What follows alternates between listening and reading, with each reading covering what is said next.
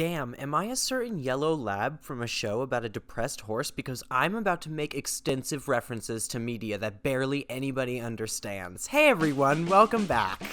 You know, the thing about Mr. Peanutbutter is that everyone underestimates him. He's kind of a worse person than he lets on. Not saying I dislike him, because he actually ends the series as a really thoughtful character, and is always generally a fun presence to be around. But, compared to Diane, who, as you know from my last Bojack video, is pretty much seen as the devil by some people, everyone is really tame about Mr. Peanutbutter, even though he makes some really egregious errors throughout the show. So I wanted to analyze exactly why people are so quick to forgive and forget with Mr. Peanutbutter. Reason number one is that he is generally a very kind and nice guy. I mean, it's simple, but it's true. Mr. Peanutbutter is introduced instantly as a guy that everyone loves, besides Bojack. He's so friendly, and he immediately pulls that bullshit sitting in the chair backwards move. Like, he's got this air of confidence and a generally carefree attitude. It's a bit infectious when you see him on screen right from his first appearance, because he kind of commands the scene every time he's in it. Just through sheer chaos. Everything has always worked out for him, by the way, so it's pretty easy to have that air of confidence. But you know what, as an addendum to that, he is still like that after his divorces, but that kind of might be more of an issue than a positive thing because he struggles to change. But I do think it is a large part of why people see him as a good guy. He's also like really supportive of Todd, too, and nobody else in the cast really takes Todd seriously or entertains his harebrained schemes, except for Mr. Peanutbutter. It makes them a wonderfully chaotic duo that is so fun to watch. They really know how to pair them together for the absolute weirdest shit, and I'll get into more of Mr. Peanutbutter's weird endeavors later, but the spaghetti strainer fiasco, paying kindergartners for the movie rights to the game Tag, getting skunked, losing the Oscar nominees. There are just so many examples of them being goofy little goobers that would definitely point to why people can love Mr. Peanutbutter so easily. It's because they're so much fun together, and everyone loves Todd and wants to see him supported, so it's great to be able to see someone actually do that for him, rather than just put down all of his ideas. So Mr. Peanutbutter gets to share in that love. And honestly, he's actually really patient and genuinely kind. After Diane lies to him for months about Cordovia, he's willing to forgive her just because he has such great love for her. Yes, it didn't work out, but I do think he actually did have a lot of love for each one of his wives when he was with them. He forgives Bojack, by the way, on live television too, for kissing Diane, and he's always trying to put a positive spin on the awful situations that our main cast gets in. It's no wonder it's so hard to dislike, let alone hate him. Another reason why people are so quick to like Mr. Peanutbutter is that he's fucking hilarious. I mean, Paul F. Tompkins is a really talented voice actor and regular actor. He has such interesting intonation and pacing with how he says his lines. It's so funny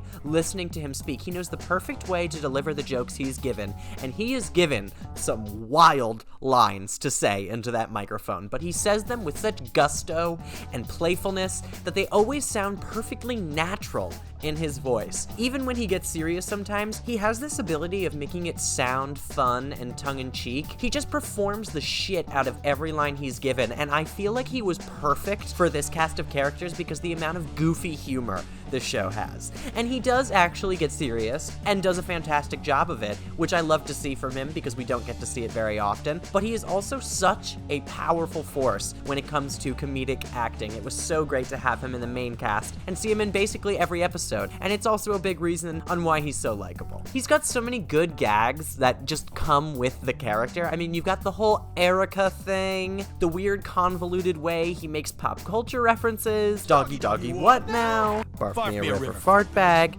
He has a lot of fun gags that are famous parts of the series. It's obvious why everyone looks upon him and his presence in the show so fondly. Another reason why people like him is that 90% of his storylines are humorous, or at least treated as such. He's always doing the most random shit or working on the dumbest project. Yes, I'm including Filbert. While everyone else is busy hitting absolute rock bottom, Mr. Peanutbutter is filling his pool with Jell-O and buying irresponsible amounts of spaghetti strainers. Even the successful projects he works on, his big break was a ripoff of Horsin' Around. Directed by David Chase, by the way, which I just rewatched the show for the 10th time, and I just actually clocked that. I don't know how I missed it so many times. And then Birthday Dad was just about the weirdest and honestly worst show I've ever seen. It was so cable TV, it hurt me to watch it, even if it was only for 15 seconds. And we only saw a couple clips, but I got no sense of any plot from that series, and apparently it was a huge cable success, so actually kind of makes perfect sense. Even Hollywood stars and celebrities, what do they know? Do they know things? Let's find out. Is such a wacky and silly environment that even when Mr. Peanutbutter and Diane are having a really hard time, you can still see that fun and lively side of him. I mean, for Christ's sake, he accuses Bojack of kissing his wife and still puts up the host act. Most of the time, he has that excited, playful demeanor that just fills you with energy. He just can't help it. Now, don't get me wrong, he can get serious, and he has emotions besides happiness, trust me, but it's still an overwhelming amount of positivity and jokes that I think contribute to the amount of love that just is thrown towards this character. Plus, he's the stealer of the D. I mean, that is one of the most legendary gags in the entire show. He is the creator of Hollywood, and it's even more fitting that in the finale, he created its far superior sequel, Hollywood. And I saw you person in the comments who told me to stop saying Hollywood, but I won't, because that is the canon name for it, and you just have to deal with it. I mean, I don't make the rules here. And even when his storylines are more serious, like when his brother gets sick, they are still filled with wonderful little gags. To be fair, this isn't really just Mr. Peanutbutter, but it's definitely more prevalent in his scenes. But think about his relationship with Pickles and how it ends. The episode where he confesses to cheating is one of my favorites of all time, not because of any sort of drama really, but because of the insane amount of physical humor and just goofiness about it. I mean, they are walking around their house, airing their dirty laundry in front of everyone they know. It is an absolutely wild plot, and what a way to deliver that news to Pickles. And then, to make things right, they resolve on the you can sleep with someone else storyline. And you know what? I'm gonna be honest.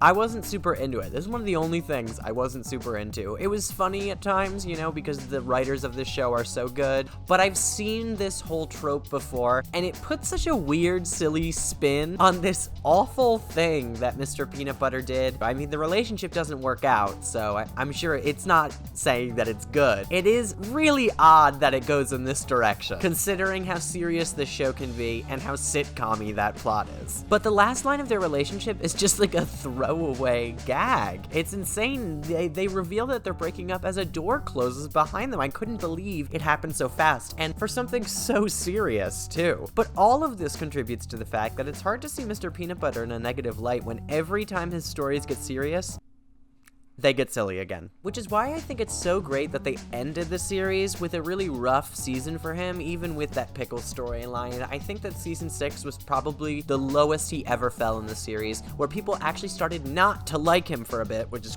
wild. Only to have his last scene be absolutely classic Mr. Peanutbutter, while still showing off his growth. I do like that they were like, well, he's still a yellow lab, but he has just learned from his mistakes and is trying to focus on himself and not be in a relationship. I love that ending for him, by the way. And number 4 is Doggy. I mean, if this reason worked for Bojack, it's going to work even more so for Mr. Peanutbutter. He's a yellow lab, a little puppy dog, and he acts like one too. What viewer is not going to grow attached to that? He's bright and eager and optimistic and naive, and he's always excited to be around other people. He's a people pleaser, a sucker for attention, he loves talking and commanding the room, and honestly, it makes him easy to like. Plus, he's actually really in touch with his emotions. He doesn't listen very well to the people around him, but he is very in touch with his own emotions, you know, when Bojack struggles to express how he feels about his mother dying. He so easily conveys how terribly sad he is that his own parents died quite a long time ago. Plus, there are just so many dog-related gags that work so well. His feud with the mailman, the odd number of photos with prominent butts in his house, the amount of tennis balls in his trunk, his urge to shake things off. They really have at least one gag for every episode that he's in. And I think that this sometimes can take over his character in the audience's eyes a little bit. It's important to remember that Mr. Peanutbutter is actually well-rounded and complicated, and not just an anthropomorphic perfect dog with the exact personality of one. His inability to grow and change in his admittedly long life, unusual for a dog, ain't that interesting, maybe that says something, is a really compelling commentary on why men like him might exist in real life. But it does also just make for a really likable and fun character in general. I think if he were a real person, people would like him a lot less. He doesn't really seem like he's in his mid-50s when he is dating Diane at the beginning of the series, who is in her early 30s. I mean, in real life, he would kind of seem gross. I mean, he's been married so many times. He is in his late 50s, starts dating this woman in her 20s. It's pretty creepy, I'm not gonna lie. But because he's a dog, I think people kind of forgive it. But I think that the development that he went through is worthy of looking at, and I think that this distraction of his jokes and stuff kind of gets in the way of admiring that he had a really wonderful character arc, and I really respected his character at the end of the series, and not just for the reasons that I stated in this video, although that's definitely a part of why I like him as well. Anyway, if you enjoyed this video, consider supporting us on Patreon. I've said so many words wrong in this video, it's unbelievable. If you've caught one that I didn't correct and I had to put in the video, I'm so sorry. But anyway, if you want to support us further, you can go to patreon.com/PosiTVty, that's PosiTVty. There you can get all the content before it hits YouTube. You get the full reaction, so there's your extra content, and you get it unblurred, so you can just watch TV episodes along with us. Invincible is coming back, and you can vote on what you want to see. So if you want us to react to something after Invincible, feel free to let us know. We have a couple ideas, but we'd love to hear your thoughts. Anyway, that is all for this video. Let me know in the comments who you'd like me to do next. I have a couple other Bojack ideas. Next up is a Ryan Seacrest type. Anyway, I should just end this video. This is getting really weird. But I love you.